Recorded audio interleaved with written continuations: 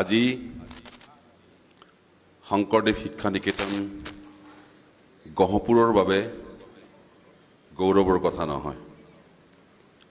আজি পৃথ্বীৰাজ ৰাভাৰ বাবে গৌৰৱৰ কথা এই কাৰণেই যে গহপুৰৰ শংকৰদেৱ শিক্ষা নিকেতনৰ মোৰ অতি মৰমৰ অতি আদৰৰ ছাত্ৰ ছাত্ৰীসকলৰ মাজত দুআষাৰ ক'বলৈ মোক সুবিধা দিয়াৰ বাবে।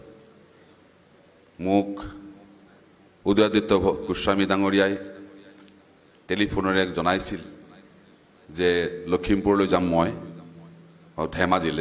ধেমাজিলৈ গ'লে এবাৰ মোৰ স্কুলত সোমাই যাব। আৰু তেখেতৰ এই নিমন্ত্ৰণ ৰক্ষা কৰি মই তোমালোকৰ মাজত উপস্থিত হৈছোঁ। আজি যিগৰাকী ব্যক্তিৰ কথা ক'বলৈ মোক আমন্ত্ৰণ কৰিছে সেইগৰাকী ব্যক্তি হৈছে কলাগুৰু বিষ্ণুপ্ৰসাদ ৰাভা। মই বেছি দীঘলীয়া কৰিব খোজা নাই। এজ এ ষ্টুডেণ্ট কলাগুৰু বিষ্ণুপ্ৰসাদ ৰাভা। বিষ্ণুপ্ৰসাদ ৰাভাৰ দেউতাক আছিল aide-de-camp ADC governor of Bengal. তোমালোকে হয়তো নাজানা, বুৰঞ্জী পঢ়া নাই ব্ৰিটিছ হিষ্ট্ৰী। ভাৰতবৰ্ষৰ পৰিসীমা আছিলে আজিৰ পশ্চিম পাকিস্তান আৰু ইফালে বাংলাদেশ। এই গোটেইখিনি সামৰি আফগানিস্তানলৈকে ভাৰতবৰ্ষ আছিলে। আৰু ইষ্টাৰ্ণ কামাণ্ড, ইষ্টাৰ্ণ ৰিজন ব্ৰিটিছৰ এটা পাৰ্ট, আৰু তাৰ ৰাজধানী আছিলে আজিৰ বাংলাদেশৰ ৰাজধানী ঢাকা। ঢাকাত গভৰ্ণৰ বহিছিল গভৰ্ণৰ অফ বেংগল, আৰু গভৰ্ণৰ বেংগলৰ এজন উচ্চ পদস্থ বিষয়া আছিলে চৰ্দাৰ বাহাদুৰ গোপাল চন্দ্ৰ দাস ওৰফে ৰাভা, এডিকং এডিচি গভৰ্ণৰ অফ বেংগল। তেওঁৰ এই সন্তান হৈছে বিষ্ণুপ্ৰসাদ ৰাভা। বিষ্ণুপ্ৰসাদ ৰাভাৰ জন্ম ঢাকাত 1909 চনত 31 জানুৱাৰীত। তেওঁৰ 9 বছৰ বয়সত ঢাকাত আলী বাবা মৰ্জিৰা নামৰ এখন নাটকত অভিনয় কৰি তেওঁ ঢাকাৰ মানুহৰ ভূয়সী প্ৰশংসা লাভ কৰিছিল। আচলতে আহিল তেজপুৰ নিজৰ ঘৰলৈ। তেজপুৰ চৰকাৰী উচ্চতৰ মাধ্যমিক বিদ্যালয়ত পঢ়িবলৈ আৰম্ভ কৰিলে, যিখন বিদ্যালয় হয়তো তোমালোকে জানিব লাগে। তেজপুৰ উচ্চতৰ মাধ্যমিক বিদ্যালয় এইখন স্থাপিত হৈছিল 1868 চনত এজ এ হাইস্কুল। 1868 চনৰ পৰা সেইখন বিদ্যালয়ত অসমৰ বিখ্যাত মানুহ জড়িত হৈ পৰিছিল। সাহিত্য কাণ্ডাৰী, অসম সাহিত্য সভাৰ প্ৰথমগৰাকী সভাপতি পদ্মনাথ গোহাঁই বৰুৱা, চন্দ্ৰনাথ শৰ্মা, দণ্ডীনাথ কলিতা, লম্বোদৰ বৰা, বিখ্যাত সাহিত্যিক, কবি আনন্দ চন্দ্ৰ আগৰৱালা, কবি চন্দ্ৰ কুমাৰ আগৰৱালা, অগ্নিকবি কমলাকান্ত ভট্টাচাৰ্য প্ৰমুখ্যে সেইখিনি সময়ৰ বিখ্যাত অসমৰ কবি সাহিত্যিকে সেইখন স্কুলত অধ্যয়ন কৰিছিল। তাৰ পিছৰ পৰ্যায়ত ৰূপকোঁৱৰ জ্যোতিপ্ৰসাদ আগৰৱালা, কলাগুৰু বিষ্ণুপ্ৰসাদ ৰাভা, নটসূৰ্য ফণী শৰ্মা, ডক্টৰ ভূপেন হাজৰিকা প্ৰমুখ্যে বিখ্যাত মানুহে তেজপুৰ চৰকাৰী উচ্চতৰ মাধ্যমিক বিদ্যালয়ত অধ্যয়ন কৰি অসমৰ মান উজ্বলাইছিল। আৰু সেই বিষ্ণুপ্ৰসাদ ৰাভাই সেইখন স্কুলৰ পৰা মেট্ৰিক দি সৰ্বোচ্চ নম্বৰ পোৱাৰ কাৰণে বিষ্ণুৰাভাই প্ৰথম আৰু বিষ্ণুৰাভাই শেষ ছাত্ৰ ব্ৰিটিছ ৰাণীৰ কুইন এম্প্ৰেন্স মেডেল লাভ কৰিছিল। আৰু বিষ্ণুৰাভা গুচি গ'ল কলিকতাত পঢ়িবলৈ। কলিকতাৰ ছেণ্ট পল কলেজত বিষ্ণুপ্ৰসাদ ৰাভাই ISC আজিৰ হায়াৰ ছেকেণ্ডেৰী পঢ়িবলৈ আৰম্ভ কৰিছিল। আৰু হায়াৰ ছেকেণ্ডেৰী ছায়েন্সত পঢ়িছিল আৰু প্ৰথম বিভাগত পাছ কৰি ৰিপন্স কলেজত ফিজিক্স অনাৰ্ছ লৈ পঢ়িবলৈ আৰম্ভ কৰিলে। ৰিপন্স কলেজত পঢ়ি থকা অৱস্থাত বিষ্ণুৰাভা ফুটবল কেপ্টেইন, ভলীৰ কেপ্টেইন, ক্ৰিকেট কেপ্টেইন, সেইখন কলেজৰ জেনেৰেল ছেক্ৰেটাৰী। আৰু বিষ্ণুৰাভাই সৰস্বতী পূজা আহিলে সৰস্বতী গোসাঁনীৰ প্ৰতিমা বিষ্ণুৰাভাই নিজেই সজাইছিল, আৰু সেই সৰস্বতী গোসাঁনীৰ প্ৰতিমা চাবলৈ গোটেই কলিকতাৰ ৰাইজ ঢাপলি মেলি আহিছিল।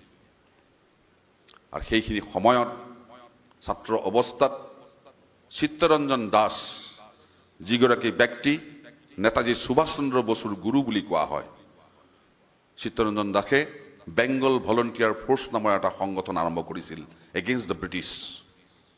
আৰু তাত বিষ্ণুপ্ৰসাদ ৰাভাই সহযোগ কৰাৰ অপৰাধত কলিকতা এৰিব দিলে।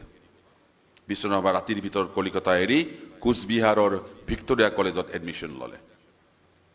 কোচবিহাৰৰ ভিক্টোৰিয়া কলেজত এডমিশ্যন লোৱাৰ পিছত তেওঁৰ ছাবজেক্ট চেঞ্জ হ'ল সায়েন্সৰ ল'ৰা আৰ্টছলৈ গুচি আহিলে আহি ভিক্টোৰিয়া কলেজত ইংলিছ অনাৰ্ছ লৈ পঢ়িব আৰম্ভ কৰিলে আৰু ইংলিছ অনাৰ্ছ লৈ পঢ়ি থাকোঁতে সেইখিনি সময়ত স্বাধীনতা আন্দোলনত বেংগলৰ যিবিলাক জমিদাৰ ধনী মানুহ তেওঁলোকে ব্ৰিটিছৰ সপক্ষে আছিল আৰু ব্ৰিটিছ আৰু তেওঁলোকে লগ লাগি ভাৰতৰ স্বাধীনতা সংগ্ৰাম ধ্বংস কৰিব চেষ্টা কৰিছিল তেতিয়া বিষ্ণুপ্ৰসাদ ৰাভা ছাত্ৰ বিষ্ণুপ্ৰসাদ ৰাভাই কোচবিহাৰৰ ৰাজদৰবাৰৰ দেৱালত পোষ্টাৰ এখন মাৰি থৈ আহিছিলে তাত কি লিখিছিল ৰাজ্যে আছে দুইটি পাঠা একটি কালো একটি সাদা ৰাজ্যেৰ যদি মঙ্গল চাও দুইটি পাঠা বলি দাও যদি ৰাজ্যৰ দেশৰ যদি মঙ্গল চোৱা দুটা পাঠাকে বলি দিব লাগিব যি দুটা পাঠা এটা কোলা এটা বগা সাহাব আৰু কোলা ভাৰতীয় জমিদাৰ আকৌ খেদা খালে খেদা খাই আজিৰ বাংলাদেশৰ ৰংপুৰৰ কাৰমাইকেল কলেজত পঢ়িব আৰম্ভ কৰিলে কাৰমাইকেল কলেজত পঢ়ি থাকোঁতে চিটাগঙৰ ব্ৰিটিছ খাৰ বাৰুদৰ গুদাম যেন মেগজিন বুলি কয় বোম টম ৰখা বন্দুকৰ গুলি তুলি ৰখা এটা গুদাম ঘৰ জ্বলাই দিয়াৰ অপৰাধত বিষ্ণুপ্ৰসাদ তাৰ পৰা পলাব লগা হ'ল বিষ্ণুপ্ৰসাদ ৰাভাৰ শিক্ষা জীৱন তাতে শেষ হ'ল আহিল তেওঁৰ এটা নতুন জীৱন সাহিত্য কৃষ্টি সংস্কৃতি খেলা ধূলা এই জীৱন যৌৱন কালত আমাৰতো যৌৱন কাল গ'ল তোমালোকৰ যৌৱন কাল চলি আছে what is year contribution to the society এই যে গালে যে গান যৌৱন কালৰ গান ৰোমান্টিক গান বিষ্ণুপ্ৰসাদৰ গানবিলাক ইমানেই ৰোমান্টিক কোনেও চেৰা পেলাব পৰা নাই তাৰ লিৰিক্স তাৰ বাক্য চেণ্টেন্সেছ আৰু সুৰ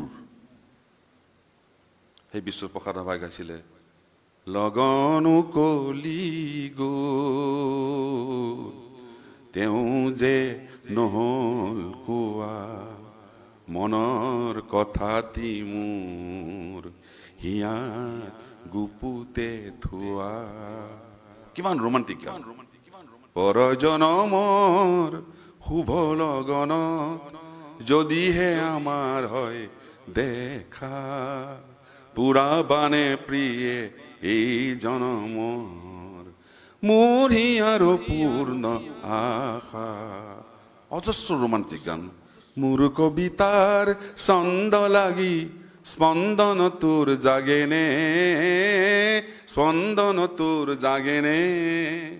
কথা মালিকাৰ গন্ধ লাগি সোণৰ সপোন ভাগেনে তোৰ সোণৰ সপোন ভাগেনে কিমান ৰোমান্টিক গান গাই গৈছে এই বিষ্ণুপ্ৰসাদ ৰাভাৰ জীৱন যৌৱনৰ এক সৃষ্টি সেই ৰোমান্টিক গান গোৱা মানুহজনে সাহিত্য কৃষ্টি সংস্কৃতি নাটক কবিতা এফালৰ পৰা লিখিব আৰম্ভ কৰিলে অকল লিখাই নহয় মানুহৰ মাজত গ'ল বিষ্ণুপ্ৰসাদ অনলি পাৰ্চন এজনেই সাহিত্যিক এজনেই সাংস্কৃতিক কৰ্মী যিজন মানুহে মানুহৰ মাজে মাজে গৈ অসমৰ জাতি জনগোষ্ঠী পাহাৰ ভৈয়াম চহৰ নগৰ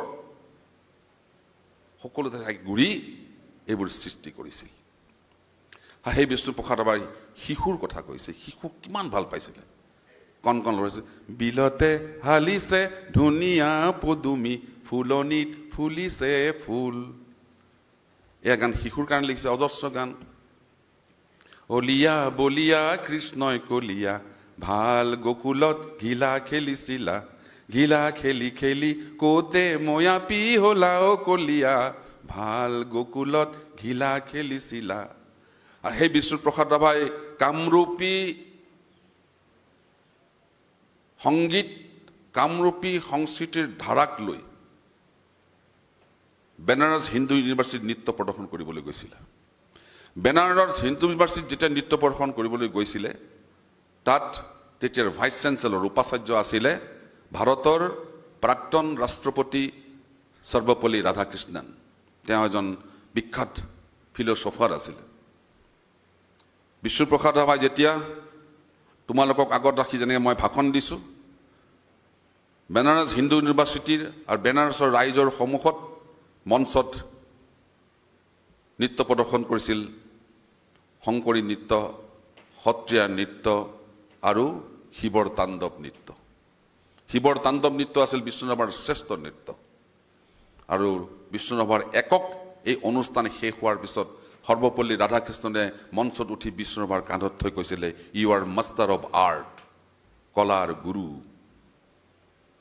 সেই বিষ্ণুপ্ৰসাদ ৰাভা তেওঁ লক্ষ্ণৌৰ নবাবৰ ঘৰত নবাবৰ পুতেকক নাচো শিকাইছিল গানো শিকাইছিলে আৰু সেই বিষ্ণুপ্ৰসাদ ৰাভাই অসমলৈ আহিল বিষ্ণুপ্ৰসাদ ৰাভাৰ তিনিজন শ্ৰেষ্ঠ ব্যক্তি আছিলে এজন হ'ল আমাৰ ভগৱান শ্ৰীকৃষ্ণ তেওঁৰ আদৰ্শৰ পৰা অনুপ্ৰাণিত হৈছিল বিষ্ণুপ্ৰসাদ ৰাভা এজন আছিল ইটালীৰ শিল্পী লিঅ'নাৰ্ডো দা ভিঞ্চি আৰু আনজন হৈছে মহাপুৰুষ শ্ৰীমন্ত শংকৰদেৱ যি শংকৰদেৱৰ নামত এই শিক্ষা অনুষ্ঠান অৰ্পণ কৰা হৈছে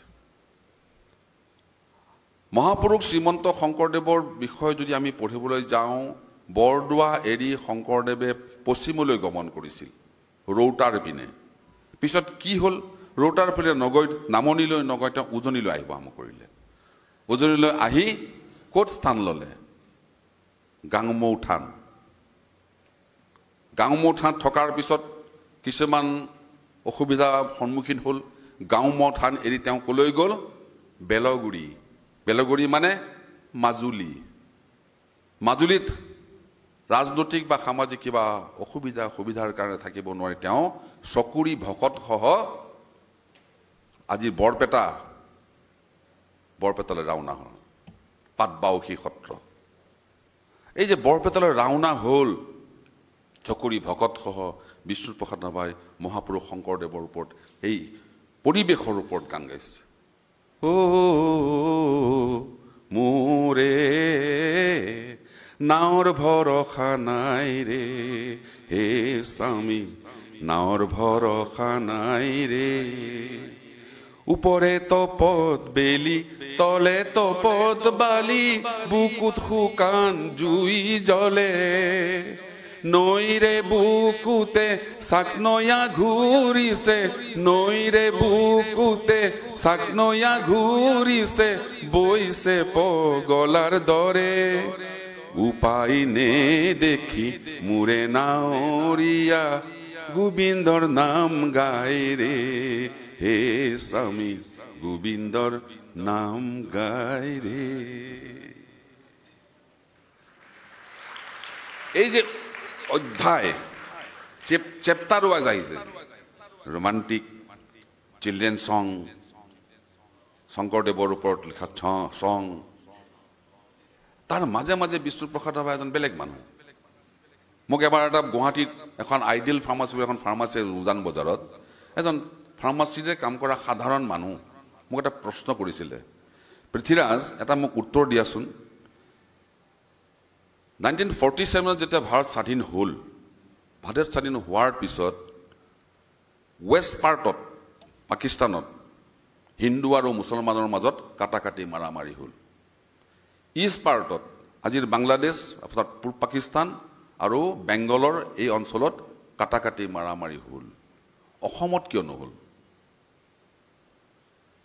মই এবাৰ ক'লোঁ শংকৰদেৱৰ কথা ক'লোঁ এবাৰ মাধৱদেৱৰ কথা ক'লোঁ কিবা আং বাং গাই মই এভইড কৰিব চেষ্টা কৰিলোঁ মোক এসপ্তাহ সময় দিলে জানিব লাগিব কথা এসপ্তাহ সময় দিলে এসপ্তাহ সময়ৰ পিছত মই যেতিয়া সেই ফাৰ্মাচীখনলৈ গ'লোঁ সেই মানুহজনে কৈছিলে এটা কাৰণতে অসমত হিন্দু আৰু মুছলমানৰ মাজত কাটাকাটি হোৱা নাছিল কাৰণ তোমাৰ দেউতা বিষ্ণুপ্ৰসাদ ৰাভা আৰু নটসূৰ্য ফণী শৰ্মাই অসমৰ চুকে কোণে গাঁৱে ভূঞে পৰ্বতে ভৈয়ামে এখন নাটক কৰি ঘূৰি ফুৰিছিলে সেইখন নাটক আছিলে চিৰাজ নাটকখন চিৰাজ নাটকখনত হিন্দু আৰু মুছলমানৰ সমন্বয়ৰ কথা আছে যাৰ কাৰণে অসমত হিন্দু আৰু মুছলমানৰ মাজত কাটাকাটি মাৰামাৰি নহ'ল এইদৰে অসমৰ বিভিন্ন ঠাইত নাটক কৰি ঘূৰি ফুৰিছে নটসূৰ্য ফণী শৰ্মা বিষ্ণুপ্ৰসাদ ৰাভা মাহুত বন্ধুৰে চিনেমা কৰিলে চিৰাজ বিষ্ণুপ্ৰসাদ ৰাভা আৰু নটসূৰ্য ফণী শৰ্মাৰ যুটীয়া পৰিচালনাত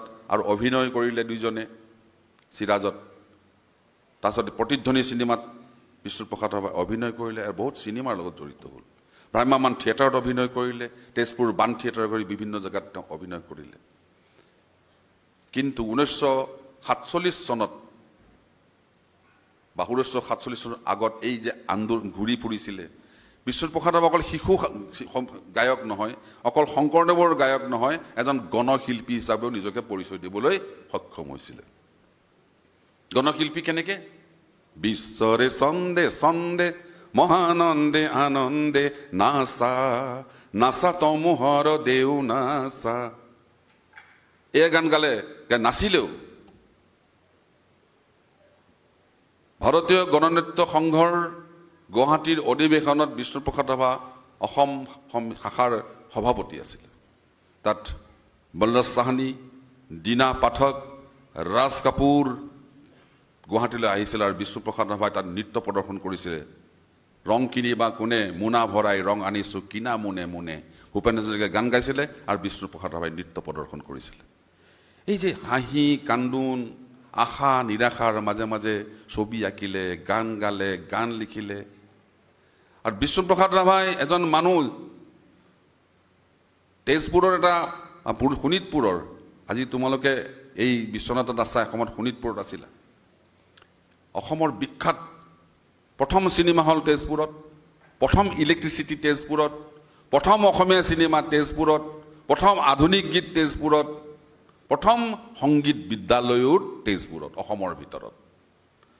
অহিন্দ্ৰ চক্ৰৱৰ্তী নামৰ এজন মানুহ, চেলুলাৰ কোম্পানীৰ এজন তেওঁ বিষয়া আছিলে। অসমলৈ আহি কৈছিলে অসমীয়া ভাষাতে চেলুলাৰ কোম্পানীত গান বা কিবা কৰিব লাগে। তেতিয়া বিষ্ণুপ্ৰসাদ ৰাভা, জ্যোতিপ্ৰসাদ আগৰৱালাই প্ৰস্তাৱ কৰিছিল যে আমি চেলুলাৰ কোম্পানীত গান গাম, কিন্তু তেজপুৰত এখন সংগীত বিদ্যালয় পাতি দিব লাগিব। সংগীত বিদ্যালয় পাতি দিয়া হ'ল।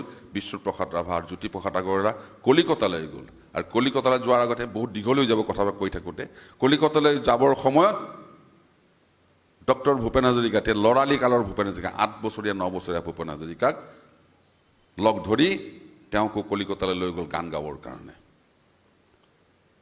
কলিকতালৈ গৈ জ্যোতিপ্ৰসাদ আগৰৱালাৰ গা বেয়া হ'ল। বিষ্ণুপ্ৰসাদ ৰাভাই গোটেইখিনি এৰেঞ্জ কৰিলে, ষ্টুডিঅ'ত ঠিক কৰিলে, ষ্টুডিঅ'ত ঠিক কৰি মিউজিক কম্প'জাৰ ঠিক কৰিলে। চব ঠিক কৰাৰ পাছত ভূপেন হাজৰিকাক 9 বছৰ বয়সত চেলুলাৰ কোম্পানীৰ ষ্টুডিঅ'ত নি জীৱনৰ প্ৰথমটো গান গাইছিলে। বিষ্ণুৰাভাৰ গান ৰেকৰ্ডিং, বিষ্ণুৰাভাই ৰেকৰ্ডিং ষ্টুডিঅ'ত বহিছিলে, নিজেই ডাইৰেকশ্যন দি ভূপেন হাজৰিকাই গান গাইছিলে। কাষতে কলচি লৈ যায় ৰচকী বাই, এই গানটো ভূপেন হাজৰিকাৰ কণ্ঠত প্ৰথম। তাৰপিছত বিশ্ববিজয় নজৱান, ইন্দ্ৰমালতী চিনেমাত গাইছিলে। এই যে জীৱনৰ গোটেই হাঁহি কান্দোন, আনন্দ নিৰাশা, বিষ্ণুপ্ৰসাদ ৰাভা আহি আহি আহি আহি ৰাজনীতিৰ লগত জড়িত হ'ল। 1947 চনৰ 46 চনত বিষ্ণুপ্ৰসাদ ৰাভাই বিপ্লৱী কমিউনিষ্ট পাৰ্টীত যোগদান কৰিলে। আৰু বিপ্লৱী কমিউনিষ্ট পাৰ্টীত যোগদান কৰোঁতে সেইখিনি সময়ৰ চৰকাৰে বিষ্ণুৰাভাক অবৈধ বুলি ঘোষণা কৰি বিষ্ণুৰাভাক গ্ৰেপ্তাৰ কৰিবলৈ বিচাৰি ফুৰিলে। আৰু বিষ্ণুপ্ৰসাদ ৰাভাই আত্মগোপন কৰি ঘূৰি ফুৰিলে। অসমৰ চুকে কোণে গাঁৱে ভূঞে লুকাই ফুৰিবলৈ আৰম্ভ কৰিলে। আৰু সেইখিনি সময়তে এই যে লগন উকলি গ'ল গান লিখা মানুহজন, পৰজনমৰ শুভলগন লিখা মানুহজন সম্পূৰ্ণ ওলোটা হৈ গ'ল। কি কৰিলে? অসমৰ গাঁৱলীয়া হালোৱা সজোৱাৰ উন্নতিৰ কাৰণে, সিহঁতৰ স্বাধীনতাৰ কাৰণে, মানে ৰাজনীতিৰ স্বাধীনতা নহয়, আৰ্থিক স্বাধীনতাৰ কাৰণে যি আন্দোলন আৰম্ভ কৰিছিল, গীত লিখন কৰিলে। বল বল বল বল কৃষক শক্তি দল, অ বনোৱা সমনীয়া আগবাঢ়ি যাওঁ বল, জাগ জাগ জাগ জাগ মজদুৰ নজোৱান, জাগ জাগ জাগ জাগ মজদুৰ নজোৱান, নিৰ্যাতিত নিপীড়িত কৃষক শক্তিমান, তোৰ বাহুতে আছে লুকাই অসীম শক্তি বল, ৰণশিঙা বাজে শুনৈ আগবাঢ়ি যাওঁ বল, আগবাঢ়ি যাওঁ বল, আগবাঢ়ি যাওঁ বল, অ বনোৱা সমনীয়া আগবাঢ়ি যাওঁ বল, বল বল বল বল কৃষক শক্তি দল। অগণন বিপ্লৱী গান লিখিবলৈ আৰম্ভ কৰিলে। এইদৰে বিষ্ণুপ্ৰসাদ ৰাভা আহি আহি 1967 চনত আজি মই বিধায়ক হৈছোঁ। সেইখিনি সময়ত তেজপুৰ সমষ্টিৰ বিষ্ণুপ্ৰসাদ ৰাভা বিধায়ক হ'ল। মানুহৰ বোলনেছ, ছাত্ৰৰ পৰা আহি এজন বিধায়ক, বয়স হৈছে, বয়োজ্যেষ্ঠ মানুহ। 1967 চনত 9 বছৰ বয়সত বিষ্ণুপ্ৰসাদ ৰাভাই 9 বছৰ বয়সত চেলুলাৰ কোম্পানীত গান গাইছিলে। 9 বছৰ বয়সত 1967 চনত মই কৈ দিছোঁ যে বিধানসভাত যেতিয়া বাজেট অধিৱেশন হয়, বাজেট সেশন আৰম্ভ হয় প্ৰথমে গভৰ্ণৰৰ লেকচাৰেৰে। সদায় মনত ৰাখিবা, গভৰ্ণৰে লেকচাৰ দিয়ে তাত, আৰু গভৰ্ণৰৰ লেকচাৰৰ ওপৰত আৰ্গুমেণ্ট হয়। 1968 চনত যেতিয়া গভৰ্ণৰে লেকচাৰ দিছিলে বাজেট সেশনত, তে বিষ্ণুপ্ৰসাদ ৰাভাই মাজলৈ উঠি কৈছিল, মাননীয় ৰাজ্যপাল মহোদয়, আপোনাৰ ভাষণ আধৰুৱা হৈ আছে। মই আপোনাক দুটা প্ৰস্তাৱ আগবঢ়াইছিলোঁ, এই প্ৰস্তাৱ দুটা আপোনাৰ ভাষণত সন্নিৱিষ্ট হোৱা নাই, নট ইনক্লুডেড। তেতিয়া গভৰ্ণৰৰ নিচিনা মানুহে বিষ্ণুপ্ৰসাদ ৰাভাক অনাৰ দি তাতেই ঘোষণা কৰিছে যে হয়, সন্মানীয় বিধায়কগৰাকীয়ে মোক দুটা প্ৰস্তাৱ আগবঢ়াইছিলে, সেই প্ৰস্তাৱ দুটা ইয়াত সন্নিৱিষ্ট কৰা হোৱা নাছিল। আজি মই এই ভাষণৰ মাজতে ক'লোঁ যে বিষ্ণুপ্ৰসাদ ৰাভাই যি প্ৰস্তাৱ দুটা আগবঢ়াইছিল, এই প্ৰস্তাৱ দুটা ভাষণত সন্নিৱিষ্ট কৰা হ'ল। কি প্ৰস্তাৱ আগবঢ়াইছিল? জ্যোতিপ্ৰসাদ আগৰৱালাৰ নামত গুৱাহাটীত এখন ফিল্ম ষ্টুডিঅ' হ'ব লাগে, আৰু সেই ফিল্ম ষ্টুডিঅ'খনৰ নাম এতিয়া কি? জ্যোতি চিত্ৰবন। গুৱাহাটীত এখন অত্যাধুনিক অডিটৰিয়াম লাগে, এনেকুৱা অডিটৰিয়াম, অত্যাধুনিক অডিটৰিয়াম এখন লাগে। তেতিয়া অডিটৰিয়াম নাই গুৱাহাটীত, ইমান মানুহ বহিব পৰা জাগাই নাছিলে। বিষ্ণুৰাভাৰ প্ৰস্তাৱত ৰবীন্দ্ৰ ভৱন হ'ল। সেই বিষ্ণুপ্ৰসাদ ৰাভা লাহে লাহে 1968 চনত শাৰীৰিকভাৱে অসুস্থ হৈ পৰিল, দুৰাৰোগ্য কেঞ্চাৰ ৰোগত আক্ৰান্ত হ'ল, বেমাৰ হ'ল। বেমাৰ হোৱাৰ পিছত বম্বেত দেখুৱালে, বম্বেত দেখুৱাৰ পিছত বম্বেত সুস্থ হ'ল, বম্বেৰ পৰা সুস্থ হৈ আহি তেজপুৰলৈ আহিলে, তেজপুৰত আকৌ অসুস্থ হৈ পৰিল। অসুস্থ হৈ পৰি তেজপুৰ চিভিল হস্পিটেলত তেখেতক ভৰ্তি কৰোৱা হ'ল। বিষ্ণুৰাভাৰ মৃত্যুৰ 3 দিনত এটি গান ৰচনা কৰিছিল বিষ্ণুৰাভাই, এখন কাগজত, পেলনীয়া কাগজত। বিষ্ণুৰাভা শয্যাগত, কেঞ্চাৰ বেমাৰত শয্যাগত। বিষ্ণুপ্ৰসাদ ৰাভা কি গান লিখিলে? মহাপুৰুষ শ্ৰীমন্ত শংকৰদেৱৰ ভাওনাৰ ওপৰত বা ভাওনাক লৈ তেওঁ নিজৰ জীৱনটোক ৰিজনি দিছিল। ভাওনা মানে কি? মহাপুৰুষ শ্ৰীমন্ত শংকৰদেৱৰ ভাওনা আৰম্ভ হয় ধেমালি নান্দি তাৰেৰে, সূত্ৰৰে সূত্ৰ ধৰে, ভাৱৰীয়াই ভাও দিয়ে, আৰু কিবা কাৰণত যদি ধুমুহা হয়, ভাওনাখন বন্ধ হৈ যায় বা কাজিয়া লাগি ভাওনাখন বন্ধ হৈ যায়, উদ্যোক্তাসকলে, অৰ্গেনাইজাৰসকলে ভাওনা সমাপ্ত হোৱা বুলি ঘোষণা নকৰে। ভাওনা সমাপ্ত কেতিয়া হয়? কল্যাণ শৰ্মান ৰাগত। আৰু বিষ্ণুপ্ৰসাদ ৰাভাৰ জীৱনৰ শেষ গানটো হৈছে, এই মোৰ শেষ গান, জীৱন নাটৰ শেষ ৰাগিনী কল্যাণ শৰ্মা। পাতনিতে বালু ধেমালি নান্দি ভংগী সূত্ৰধাৰ, নৱ নৱৰসে বালু ভাওনাও, নৱ নৱৰসে বালু ভাওনাও, আশাৰ নিৰাশাৰ। আজি হ'ব মোৰ জীৱন নাটৰ ভাওনাৰ অৱসান, মোৰ জীৱন নাটৰ শেষ ৰাগিনী কল্যাণ শৰ্মা। ধন্যবাদ, ধন্যবাদ, ধন্যবাদ।